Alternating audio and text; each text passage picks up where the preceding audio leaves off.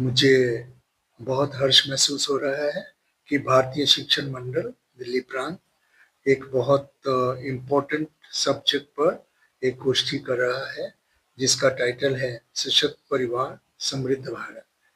भारतीय शिक्षण मंडल बहुत समय समय पर कई कार्यक्रम करता रहा है।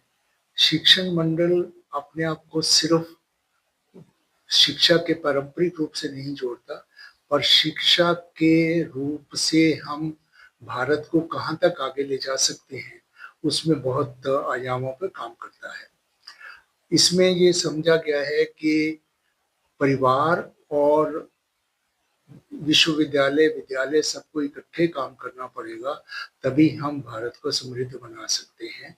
सिर्फ विश्वविद्यालयों की मदद से या सिर्फ स्कूलों की मदद से ये कार्य इतना आसान नहीं है, पर यदि परिवार साथ जुड़े तो ये बहुत आसान हो जाएगा। इसी आइडिया को लेकर होपफुली इन्होंने ये गोष्ठी का आयोजन किया है।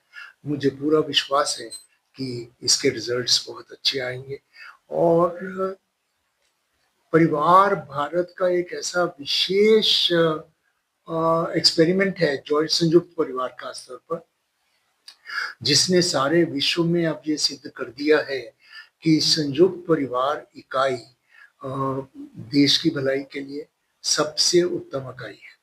और हमने अमेरिका जैसे देशों में भी देखा है कि जहां परिवार का आपस में समन्वय ठीक होता है, वहाँ युवा का विकास अच्छा होता है, और जब युवा का विकास अच्छा होता है तो शिक्षा अपने आप में आसान हो जाती है। मैं तो कई बार ये देखा है कि यदि परिवार बटा होता है या ठीक नहीं होता या परिवार की आदतें ठीक नहीं होती, तो हम विश्वविद्यालयों में कुछ भी कर लें, उन बच्चों को सुधारना प्रैक्टिकली असंभव होता है। मेरी लाइफ में ऐसे बहुत से उदाहरण सामने आए हैं।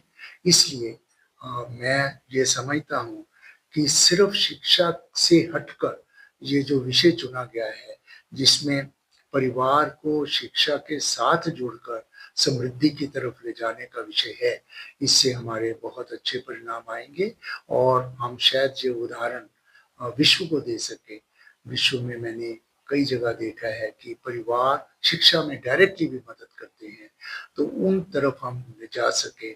बहुत से अमेरिका जैसे समृद्ध देश में मदर्स 1 दिन 2 दिन विद्यालय को देती हैं, ताकि वो पेड टीचर्स की बजाय जो पेरेंट्स का योगदान होता है वो बहुत ज़्यादा होता है। इन चीज़ों को लेकर हम आगे बढ़ें तो समृद्धि की तरफ हम और तेज़ी से बढ़ पाएंगे, ऐसा मेरा विश्वास है।